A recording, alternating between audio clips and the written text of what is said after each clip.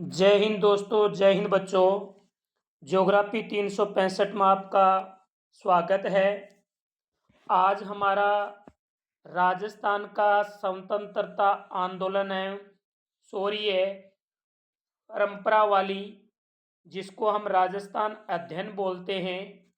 9th class की हमने start कर रखी है, क्लास 6 की पूरी हो गई है, 7th की भी पूरी हो गई है, क्लास 8th की भी पूरी हो गई है और 9th में एक लेसन के 4 वीडियो आपके पास पहुंच चुके हैं। चाहे वो आरपीएससी के द्वारा आयोजित एग्जाम हो, चाहे वो अधीनस्थ बोर्ड के द्वारा आयोजित एग्जाम हो, राजस्थान के अंदर जितनी भी प्रतियोगी परीक्षाएं होती हैं उनमें जो राजस्थान जीके पूछा जाता है वो लगभग माध्यमिक शिक्षा बोर्ड की मानक पुस्तकों से पूछा जाता है और उन्हें जो माध्यमिक शिक्षा बोर्ड की मानक पुस्तकें हैं उसमें 99% योगदान राजस्थान अध्ययन का रहता है। तो आइए आज हम स्टार्ट करते हैं। 9th राजस्थान अध्ययन का सेकंड नंबर लेसन है जिसका नाम है राजस्थान में क्रांतिकारी या राजस्थान के क्रांतिकारी। तो सबसे पहले हम देखते हैं इसका पहला पार्ट का पहला क्वेश्चन है। बड़ा शानदार क्वेश्चन है कि कविराज बांकीदास कविराज बांकीदास जोधपुर के किस महाराजा के राज कवि एवं काव्य गुरु थे। यानी जो बांकीदास जी हैं ये जोधपुर के कौन से महाराजा के राज कवि एवं काव्य गुरु माने जाते हैं। ऑप्शन है अजीत सिंह, अभय सिंह, मान सिंह, विजय सिंह। तो इसका राइट उत्तर होगा स ऑप्शन है मान सिंह।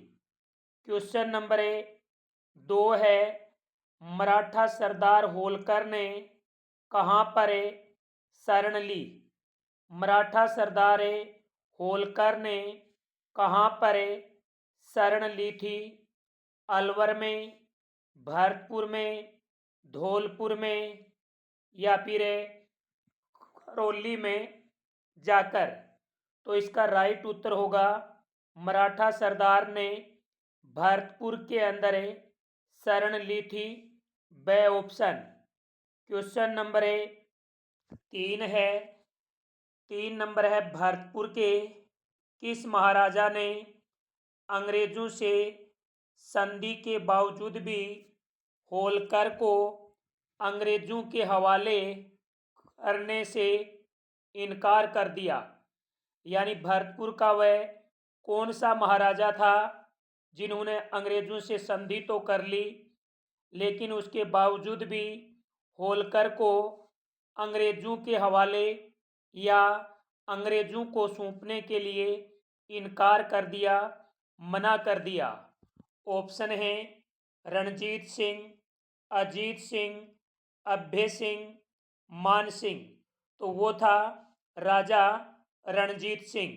राजा रणजीत सिंह ने ऐसा किया था।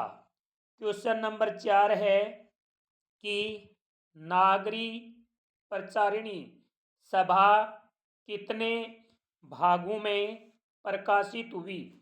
यानी नागरी प्रचारिणी सभा है ये कितने भागों के अंदर प्रकाशित हुई थी। ऑप्शन है 2 भागों में, 3 भागों में, 4 भागों में, 5 भागों में। तो याद रखना नागरी प्रचारिणी सभा है वो 3 भागों के अंदर प्रकाशित हुई थी, 3 भागों में। क्वेश्चन नंबर 5 है वीर सतसई के रचयिता हैं। वीर सतसई के रचयिता कौन हैं। ऑप्शन है बांकीदास, सूर्यमल मिश्रण बूंदी, श्यामल दास, दयाल दास। तो वीर सतसई के जो रचयिता हैं वो सूर्यमल मिश्रण हैं और सूर्यमल मिश्रण का संबंध है वो बूंदी से रहा है। तो याद रखिए वीर सतसई के रचयिता सूर्यमल मिश्रण हैं और इनका जो संबंध है वो बूंदी से माना जाता है। क्वेश्चन नंबर 6 है कि प्रसिद्ध देश भगत डूंगजी और जूहार जी का संबंध है। यानी जो प्रसिद्ध देश भगत हैं डूंगजी और जूहार जी, इनका संबंध कहाँ से रहा है? सीकर से, चूरू से, झुंझुनू से, नागौर से। बड़ा शानदार प्रश्न है।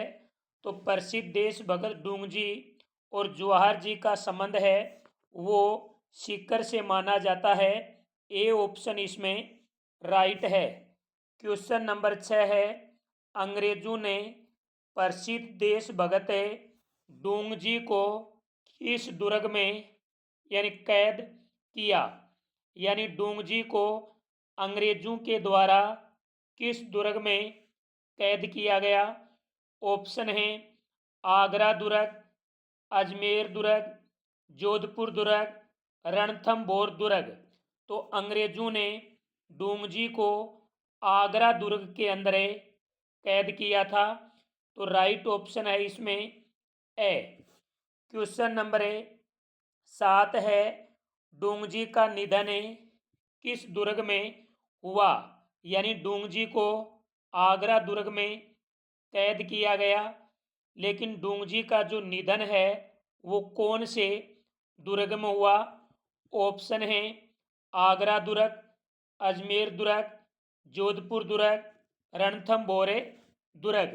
तो डूंगजी का जो निधन है, मृत्यु है, वो जोधपुर दुर्ग के अंदर हुई थी। तो इसमें से ऑप्शन है वो राइट है। क्वेश्चन नंबर 9 है डूंगजी ने किस सैनिक छावनी पर हमला करके अंग्रेजों का खजाना लूट लिया था? यानी डूंगजी ने किस सैनिक छावनी पर हमला किया और हमला करके अंग्रेजों का जो खजाना था उसे लूट लिया था? ऑप्शन है एरिनपुरा, नीमच, नसीराबाद, देवली। तो वो थी नसीराबाद सैनिक से छावनी। तो इसमें से ऑप्शन होगा। क्वेश्चन नंबर 10 है शेखावाटी ब्रिगेड के रिसालेदार कौन थे? ऑप्शन है डूंगजी, जवाहर जी, भैरू सिंह जी, लोटिया जी। तो इसका राइट उत्तर होगा कि शेखावाटी ब्रिगेड में जो रिसालेदार थे वो डूंगजी थे, डूंगजी। ए ऑप्शन सही है। क्वेश्चन नंबर 11 डूंगजी को किसने धोखे से डूंगजी को किसने धोखे से अंग्रेजों को पकड़वा दिया था? ऑप्शन है भैरू सिंह, बालू नाई, सांखू लुहार और करना मीणा। तो डूंगजी को धोखे से किसने पकड़वाया था? ये जो बालू नाई है, करना मीणा है, सांखू लुहार है, लोटिया जाट है, इन्होंने तो डूंगजी को जेल से बाहर निकलवाने में अपना अच्छा योगदान दिया था। और धोखे से अंग्रेजों के हवाले तो भैरू सिंह नामक व्यक्ति ने इन्हें अंग्रेजों से पकड़वा दिया था। क्वेश्चन नंबर 12 है अंग्रेजी फौज ने बीकानेर और जोधपुर राज्य की फौज के साथ मिलकर डूंगजी एवं जवाहर जी को कहाँ घेर लिया? बड़ा शानदार प्रश्न है, बड़ा ही शानदार प्रश्न है कि अंग्रेजी फौज ने बीकानेर और जोधपुर राज्य की मिलिट्री के साथ मिलकर, यानी अंग्रेजों की मिलिट्री थी, बीकानेर और जोधपुर राज्य की मिलिट्री थी, इन तीनों ने मिलकर के डूंगजी और जवाहर जी को कहाँ पर घेरा था?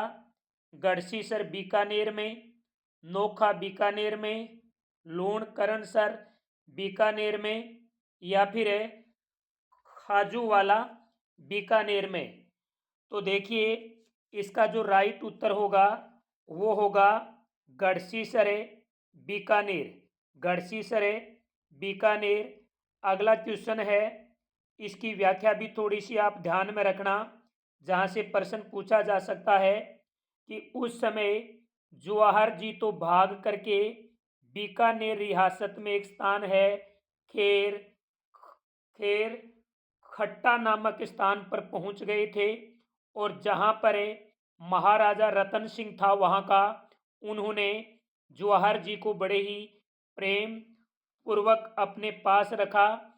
जबकि डूंगजी जैसलमेर के गिरदड़ा की एक जगह है जिसका नाम है काकी मेडी, वहां पहुंच गए थे।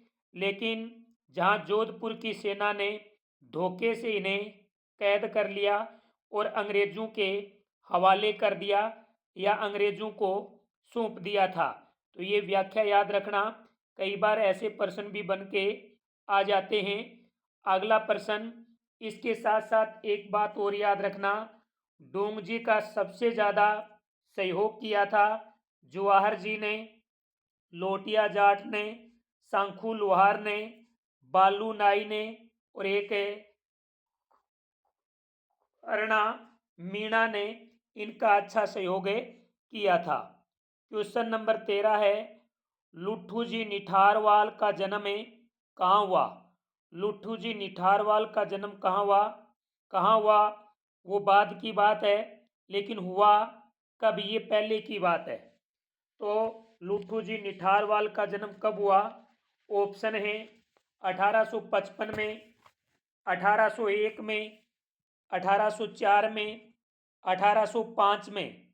तो लोठू जी निठारवाल का जो जन्म है वो एक जाट परिवार के अंदर हुआ था, और ये रिंग से सीकर के अंदर इनका जन्म हुआ था, और हुआ था 1804। तो लोठू जी निठारवाल का संबंध जाट परिवार से माना जाता है। जन्म रिंग सीकर में होता है, 1804 में होता है, और रिंगस में इनकी कोई आपसी मतभेद हो गए।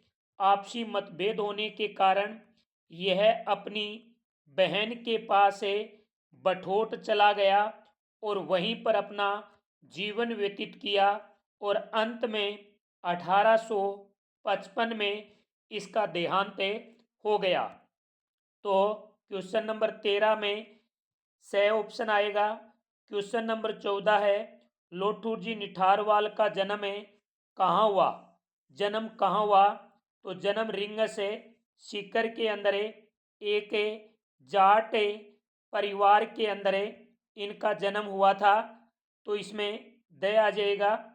और इनके बाद हम बात करें, लोठू जी निठारवाल की रिंगस में अनबन होने के बाद अपनी बहन के पास कहाँ गए? तो ये कहाँ गए थे? ये बिठोट में गए थे, और बिठोट में ही इनका देहांत हो गया था 1855 के अंदर।